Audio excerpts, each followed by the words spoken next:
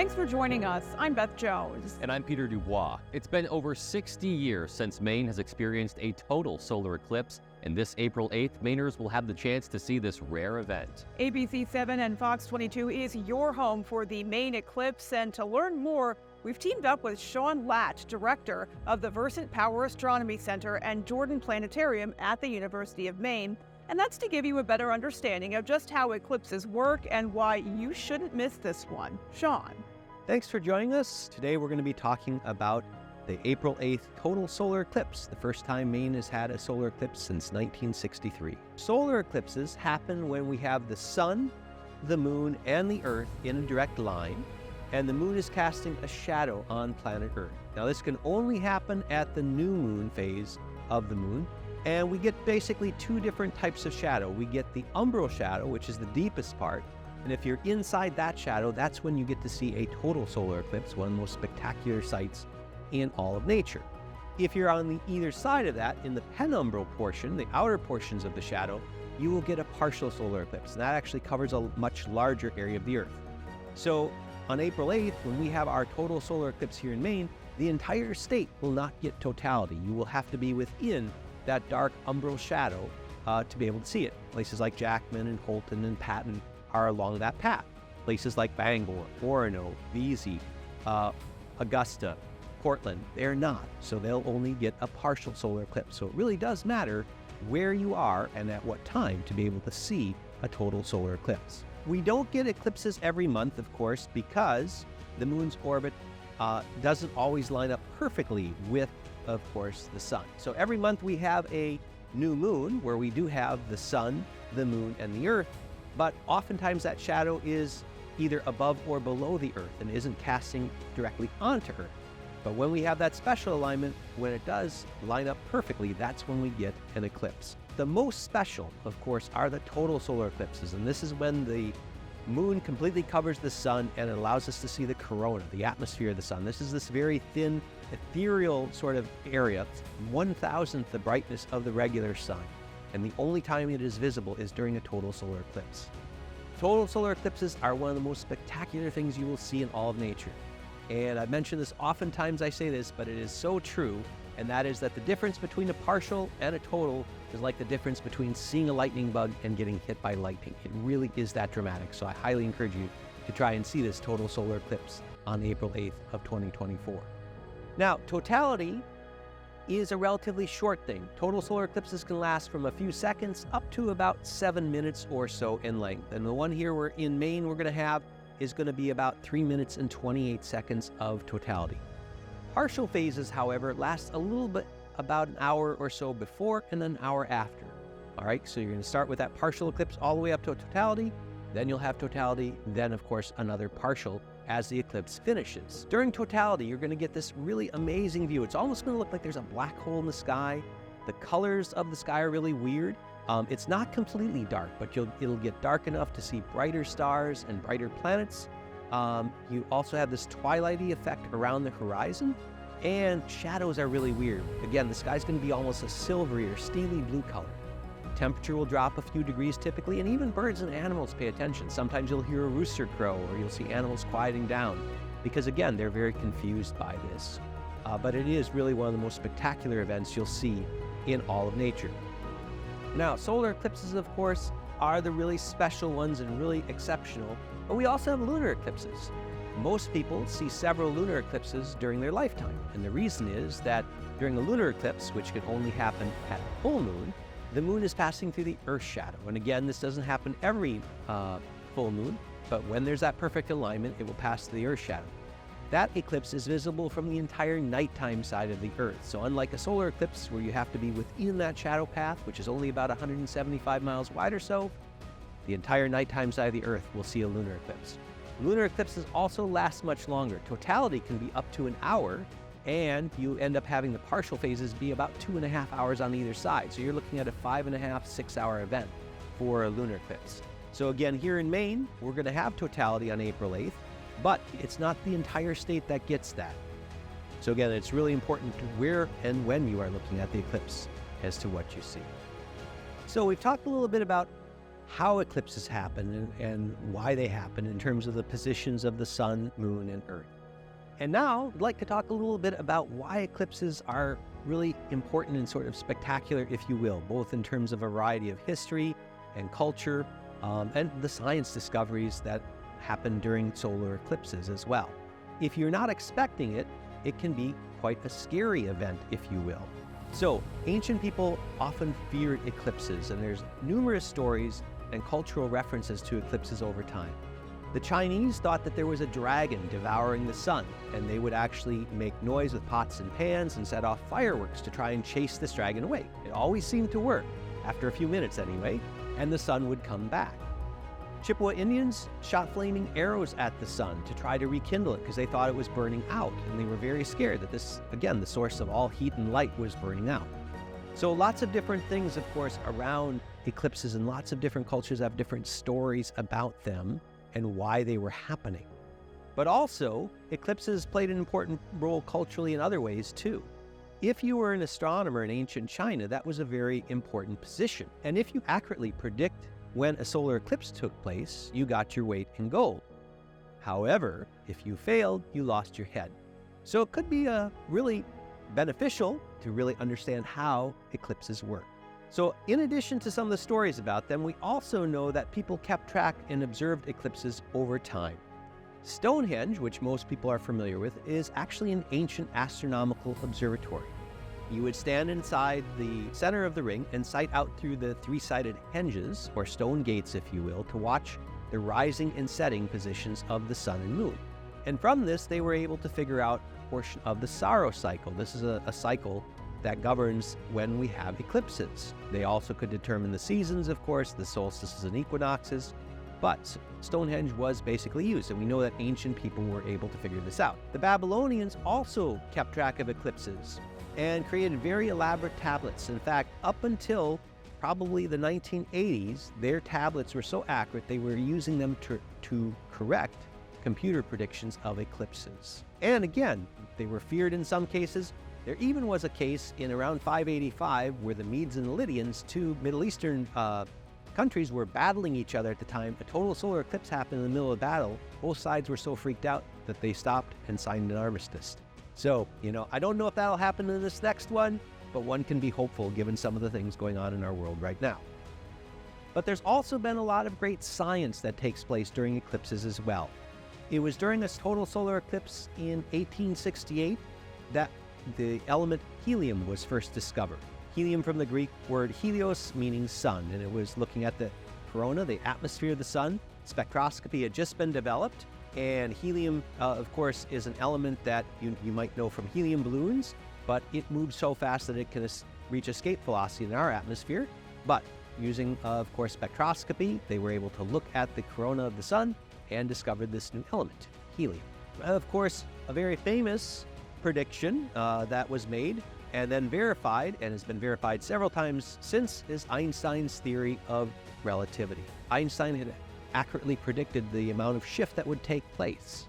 And so this eclipse in 1919 allowed them to make this measurement and verify that Einstein was right, and it proved the theory of general relativity. Today, we use total solar eclipses to help understand the corona, the atmosphere of the sun, which is the starting of the solar wind, which bleeds out and affects our solar system in a variety of different ways.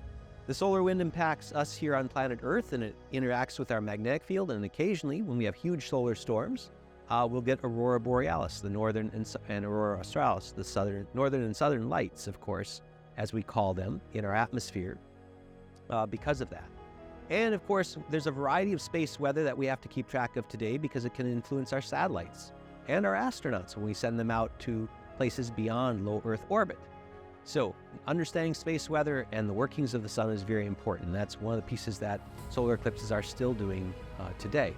And actually, here at the planetarium, we're taking part in an event like this. We're working with the Continental American Telescopic Eclipse Group, and we'll be setting up stations within the path of totality for this 2024 eclipse, collecting data on the corona of the sun using polarized cameras.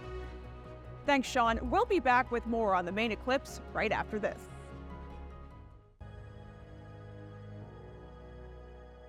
We've talked a little bit about the science and how and why eclipses happen, We've also discussed a little bit about their cultural and scientific relevance. Now we want to get into something that's exceptionally important, and that is eye safety.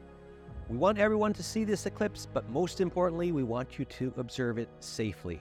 One of the best things you can do for viewing the eclipse, and that is required or needed really for all of the partial phases, are using solar eclipse glasses. These are not sunglasses. They're made of a very special material that blocks out 99.9% of the sun's light. They allow you to safely observe the sun. If you look up or look at anything else than the sun with them, you won't see anything because they're exceptionally dark. Again, they're specially designed to keep your eyes safe. Now, the sun is no more powerful on a day of an eclipse than any other day of the year. And you should never stare directly at the sun because you will damage your eyes. But on a solar eclipse day, people do want to look at the sun and they do want to stare at it because they're trying to see what happens. But again, if you're not wearing eye protection, you can do damage. Your eye doesn't have pain receptors, and that's one of the reasons in terms of the retina doesn't have pain receptors, so that's one of the reasons you can burn your eye without knowing it. So please, please use proper protection. These are really great, and again, they're very reasonable. Typically, you can get them for about $2 a pair, and they will protect and keep your eyes safe. If you've had these for a few years, it's good to replace them. They're good for, 3-4 years, but beyond that, you really do want to replace them.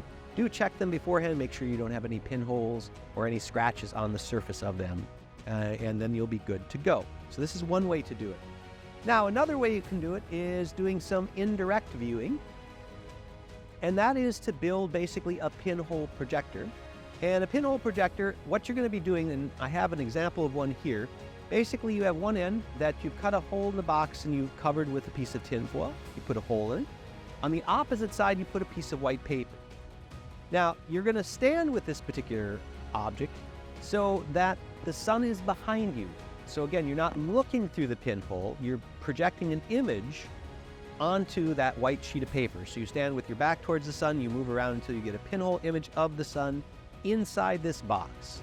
And you can watch all of the partial phases. Again, this is for seeing the partial phases, just like the solar eclipse glasses for the partial phases. It's the safest method because you're not looking at the sun at all. You're looking at a projected image. If you're standing underneath a tree during an eclipse, you might actually see it project through the leaves on the tree. I've seen people take a colander or even poke the holes in a sheet of paper saying like Eclipse 2024 or their name, Jack and Annie in Eclipse 2024, and standing with their back towards the sun and letting it project through on the ground. It can be kind of cool and something fun to do as well while you're watching those partial phases, which again will last a little over an hour, so you have plenty of time to play around a little bit with that. This is a special telescope for viewing the sun. It can be used during an eclipse day, but also on a non-eclipse day. This device basically you set up and you allow the sun to shine through. You're not going to be looking through it, but it's going to shine through. It's going to hit a number of mirrors and it's going to project an image down here. You can watch the partial phases. You also can use this to see sunspots. These are a little more expensive. They run, the last time I checked, they ran about $500 a piece. But again, they're a very safe way and a number of people can use them at the same time. But they're called sun spotters. That's another safe way to view. If you're using telescopes, the key thing is that you have a glass filter that covers the entire front of the telescope. And I highly encourage folks, you can get these in either Mylar or glass. If you can, get the glass. They're only a little bit more expensive, but they're much better. The reason I say that is Mylar can get a pinprick or can get scratched. Glass ones are very sturdy and will last much longer and are much safer. But you need it to cover the entire, basically, objective, the largest diameter of the telescope to keep your eyes safe. And then you can see this. Again, this would be used for all of the partial phases of the eclipse. During totality, it is safe to look at the sun, and we want you to because, again, during totality, you want to look at it because that's when you'll see that corona, the atmosphere of the sun. It will look like there's this hole in the sky, and again, it is one of the most dramatic things you will see. Some folks even will use binoculars or a telescope to look at that. Just make sure that you're definitely in totality because you don't want to damage your eyes. Now, one of the advantages of going to some place where there are either astronomy educators or planetarium directors or astronomers on site is there typically will be a countdown. And you'll sort of hear this towards the beginning of totality, 9, 10, 9, 8, all the way down till now it's total. And you know to take your glasses off. know you can take your solar filters off, and then all of a sudden, as soon as it starts, it'll feel like it's only been 5 or 6 seconds, even though it might be several minutes, but then you'll hear this 5, 4, 3, 2, and then all of a sudden it's over. Again, remember that shadow is moving close to 1,200 miles an hour. So it happens very, very fast, and those few minutes, again, they seem to just go by exceptionally fast because it is so strikingly beautiful. But again, the key thing is eye safety. Keep your eyes safe. Be safe about viewing the eclipse because, again, your eyes are very important for most things you do in life. So we just want people to be safe, take care of their eyes, and view this eclipse safe. If you stayed on one place on the Earth and were trying to see a solar eclipse, in general, you'd have to wait roughly 300 years between solar eclipses on the exact same point on the Earth. Now, that being said, you might think, well, eclipses must be really, really rare, but not that rare.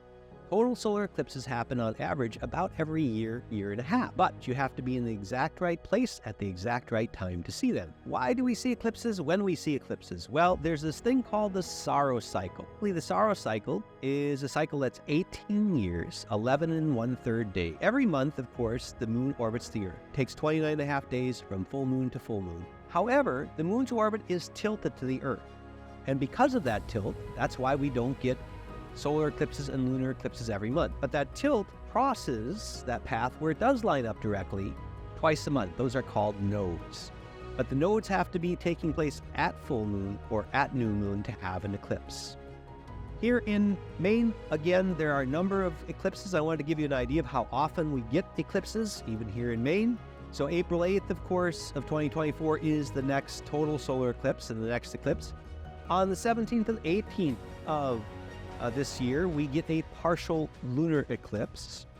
The 13th and 14th of 2025, that's when we're going to get our next total lunar eclipse. And then we have a partial solar in 2025, a total lunar eclipse in 2026, and another partial lunar in 2026. So you can see there's a number of eclipses that happen in Maine over the next several years, but again, they're not a total solar eclipse, which is the most dramatic and most spectacular. So April 8th, you do want to check out this total solar eclipse. The one that's happening this time starts off out in the Pacific Ocean, comes up through Mexico, up through Maine, and goes off into the Atlantic past Canada. You might notice some of these shapes to these paths as well. And what I'm going to call your attention to is the path here, which was March 29th of 2006 and April 8th of 2024. This upcoming eclipse is kind of special to me because the 2006 eclipse, I was in Libya for that total solar eclipse and had a chance to watch it. And it was the first solar eclipse I took my wife to. We had just been married a few years earlier and got her really excited about eclipses when she saw it. As you might notice, those paths look the same. That is the same Saros. Solar eclipses can happen anywhere on the globe, but again, you have to be in a very specific place and time. 2001, 2019. Again, that 18-year, 11 1/3 day cycle. Here's a map of eclipses coming up basically from in the next several years, probably the next 4 or 5 years. But these are both annular and total. The red ones that you're seeing are going to be the annular ones. Those are the ones that have the ring of sunlight. And the blue ones are going to be, of course, the ones that are total solar eclipses. And again, if you miss this one, the next total solar eclipse that's going to happen after 2024 is going to be in August of 2026. Here, to give you an idea, are the paths of total solar eclipses coming up over the next number of years. May 1st of 2079 is the next time Maine gets totality. That time it actually will be right along the coastline. But the big one, of course, that we're most excited about, the one that's coming up, April 8th of 2024. Again, you do have to be in that very specific place within that dark umbral path. You can see from the map that basically you have the rest of the United States gets a partial solar eclipse in some way, shape, or form. But the farther away you get from that path, the less, again, of the sun is going to be covered by the moon. In terms of this eclipse, because the moon's orbit is elliptical, like I showed you, and that changes its position, Mexico and Texas actually get about a minute more totality than we get here in Maine. Their weather prospects actually are also a bit better. However, we're going to do our best to see the eclipse here, and I do hope you get out and have a chance to see it here in Maine. Thanks, Sean. Coming up, we'll hear more from him about totality and why it's so special, what to expect, and why you shouldn't miss it. Stay with us. So hopefully by now you have marked April 8th of 2024 on your calendar for this really exceptional total solar eclipse. The first time we've had totality here in the States since 1963. A total solar eclipse, again, is where you're going to get to see the corona, the atmosphere of the sun. Again, it's going to look like there's a hole in the sky where that eclipse is, and you'll see that beautiful corona around it. Temperature is going to drop a few degrees depending on where you are. Particularly if you're in a desert area, you'll really notice that drop in temperature. But even in Maine, you'll probably notice it. And birds and animals will pay attention. The winds typically will die down a little bit, so it really is one of these things. And if you're in a group, you're going to hear lots of whooping and hollering because people get really, really excited about these things. Again, they're really spectacular. And the first time you experience it, you might even have a little bit of that tinge of fear. And why is the sky getting dark in the middle of the day? But it really is one of the most spectacular things you will see in all of nature. You owe it to yourself to get out and take a look. Again, because if you miss this one, 2079 the next time it will happen in Maine. Now, you have about an hour before and after. Take in the whole scene, if you will. Take a look if you're near a tree. Look beneath that tree to see, again, partial images of the solar eclipse being projected through leaves. You know, make yourself a little memento by poking your name and the date in a sheet of paper and letting it project on the ground with the eclipse. Use that time. Watch for shadow bands, which happen just before the eclipse, which are little bands or waves of shadows that you'll see on the ground. And again, the corona, this is the atmosphere of the sun. The only time we see it is during a total solar eclipse. That corona is about 2 million degrees. To give you an idea, the average surface temperature of the sun about 10,000 degrees Fahrenheit. Corona is over 2 million degrees. Again, it's very thin and ethereal, but it's the start of the solar wind. And it affects, again, as I mentioned, spacecraft here on Earth. It affects, space weather can affect us in creating those aurora borealis and aurora australis, the northern and southern lights. And we're still trying to do some research to understand more and more about that. Most people, again, only will see one or two total solar eclipses during their life, unless they're willing to travel. Really, photographs and videography doesn't do it justice. In fact, I tell people, if this is the first time you're going to see a total solar eclipse, do not photograph it. Look at it, watch it, observe it, take it all in, because it's not just the eclipse, it's everything that's happening around it. It's the color of the sky. For instance, this is a picture from the 2017 eclipse before and after. Same photo, you can see it really got dark. Did it get completely dark? No, again, it's going to be twilighty, but the color of the sky and shadows are going to be really sharp.